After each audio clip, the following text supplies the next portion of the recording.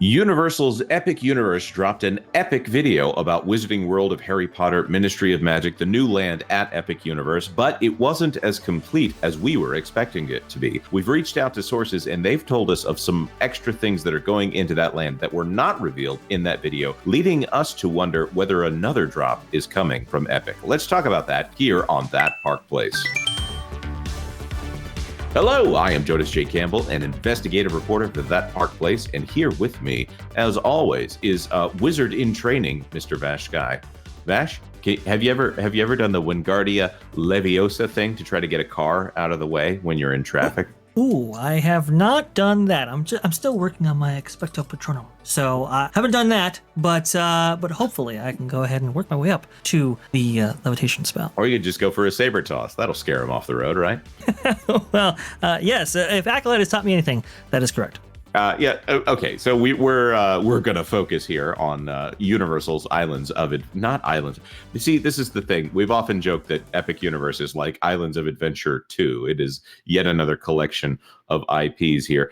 This new Harry Potter land, we've heard a lot about it in the lead up to the announcement. There were some things that were missing from that announcement that we were expecting to see. For instance, we've been hearing tell of a Hogwarts Great Hall that would have been included there. They didn't even talk about what we'll describe as the left side of the land. Anyways, I just want to set you up here, Vash. Tell us what is going on over there in the Ministry of Magic land.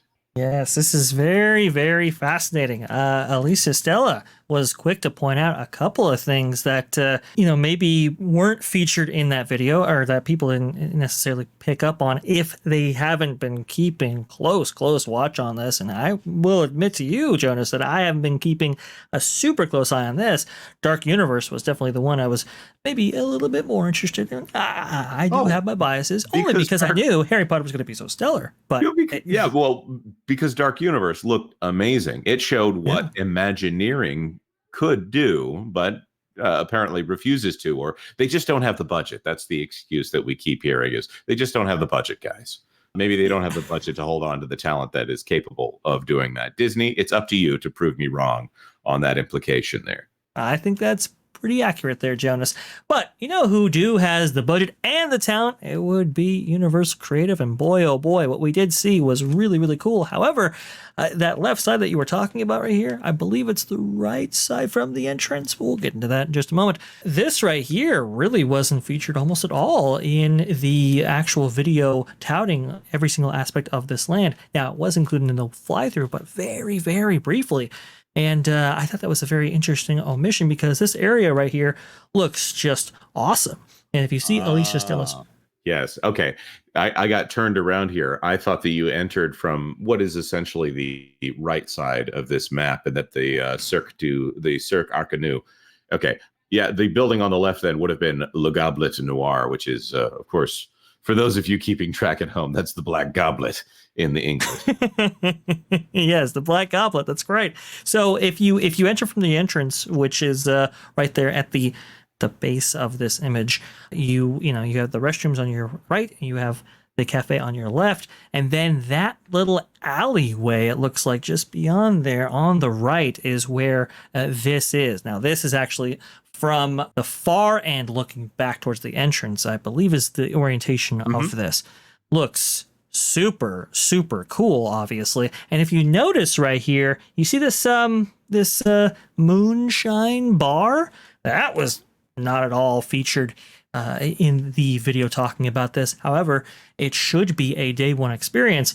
And also too, that the black, goblet, I believe is a dining experience that is far bigger than the one they actually showed. Now, the one they showed seems to me to be like a sit down kind of table service French restaurant, like you would experience maybe in France itself, with a Wizarding World twist, I'm sure. But I believe that Black Goblet right there might be a counter service restaurant that this land has to offer here. Right. Our source described it as a restaurant, but it isn't normal, which is a fascinating statement. We couldn't get more detail yet while we were working on this video, but that is a very large building for more than just a quick service restaurant here.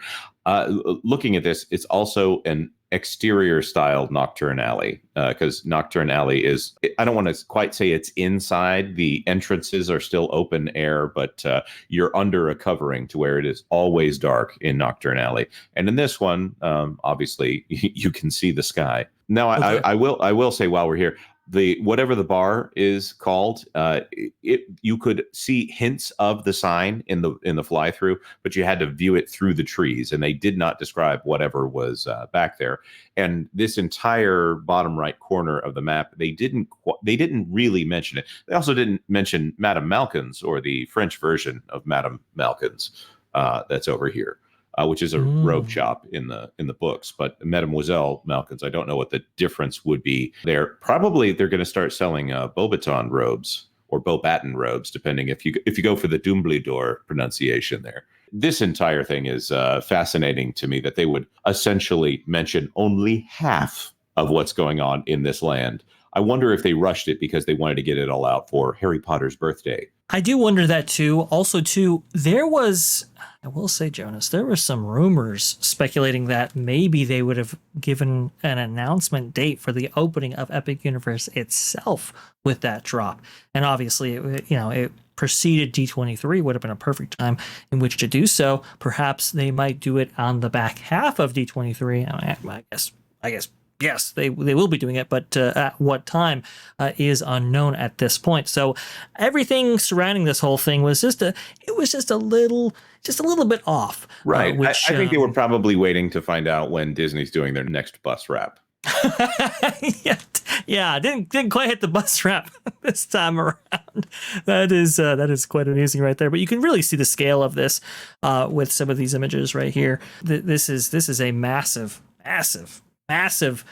land when you consider the size of these attractions right here. And trust me, folks, they are extremely large, but you can really get a sense of the layout of this, I would say, much more accurately than what was offered either the fly through or them talking about it on their debut video.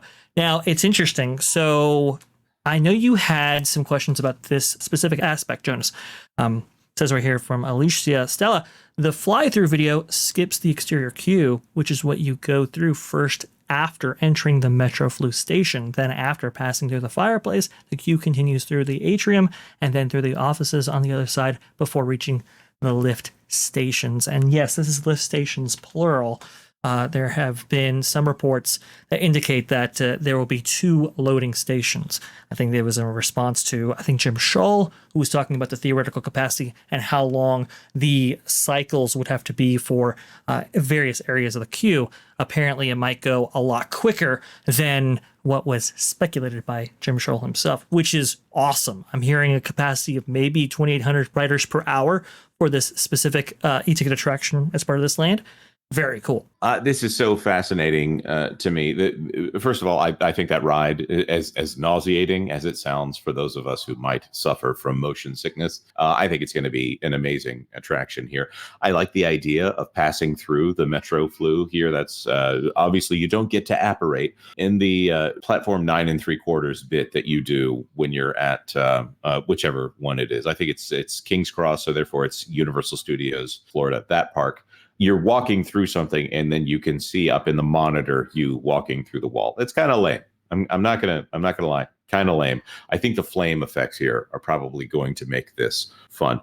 See, we can talk about things that we enjoy and look forward to when we're talking about theme parks here. You just have to build something cool that makes everybody go, "Oh, that's neat." And I think that would be a lot of fun. I can imagine taking my family through this experience here. Yes, oh, absolutely. And this looks absolutely so cool. I mean, if I don't know if people got a sense that we were excited about this. We are absolutely excited about this. I think the architecture featured in this, the artistry, I think the inclusion of a theater show set in the world of the Wizarding World, I think is super cool. I cannot wait to actually see this. And yeah, I've already seen people going like, oh yeah, I was going to go to Walt Disney World maybe someday. Now I'm not. So I'm just going to Epic Universe. So it did the job, that's for sure. I wanted to leave everybody on one quick note right here, and maybe even a teaser for an upcoming video here on That Park Place.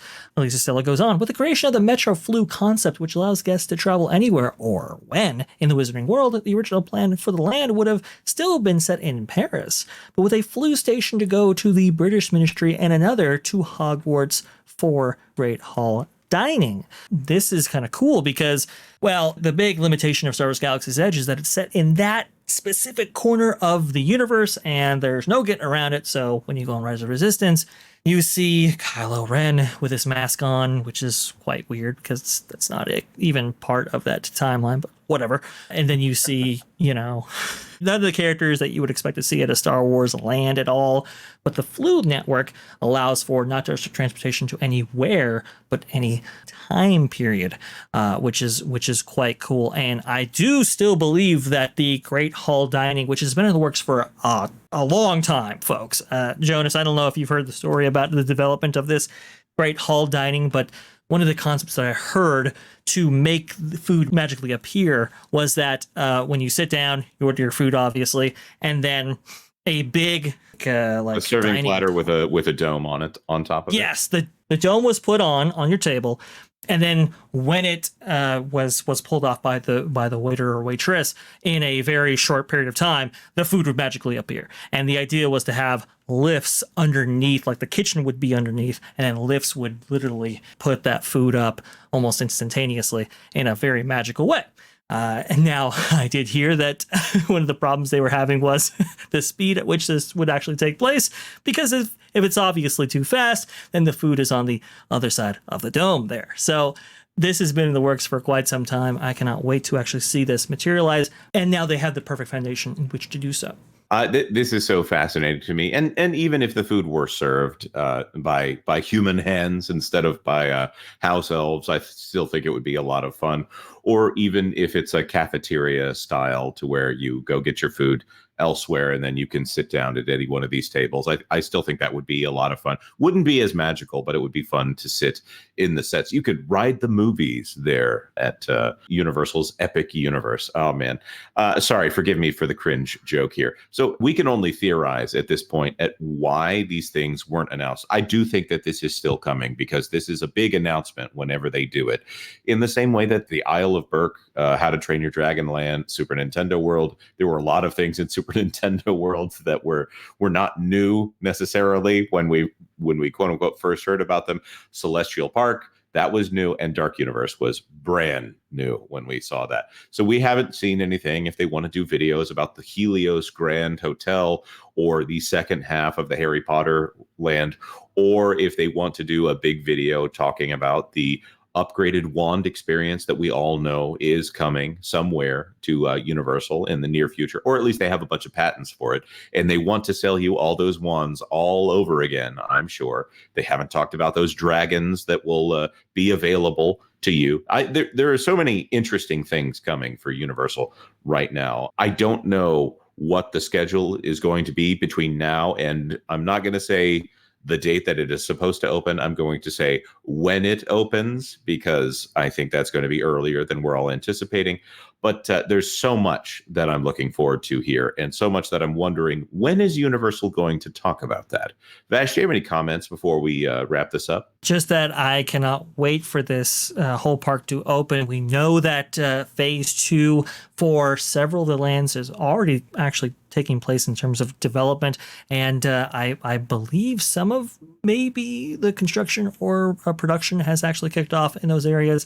I have to check with my contacts there, but Universal, our Comcast, is really buying into this quite heavily. I would think that those phase 2 plans are going to go off without a hitch, because I really do think this is going to absorb the crowds in Florida. I think the spending per cap is going to be outrageous, and it's going to give Universal all the motivation to invest in their parks division, unlike a certain mouse house across the way. That's right. All right. So let's throw this to our commenters. What do you think about this? And why do you think it is that Universal didn't announce the remainder of the Harry Potter land here? Let us know your thoughts in the comment section down below. We do love to read them. Like this video, of course, if you like this video and you want to boost us up in the algorithms, it really does help. Of course, hit the notification bell if you want to be the first to watch one of our videos. And maybe you could comment first on a video if you want to be the first person to ever do that. Of course. All right. Thank you so much for being here. And please, if you haven't already, please consider subscribing to That Park Place for all the news that should be fun. Thanks for watching That Park Place News. For more information, consider checking out www.thatparkplace.com. And don't forget to subscribe, share, like, and send this out on your favorite social media accounts.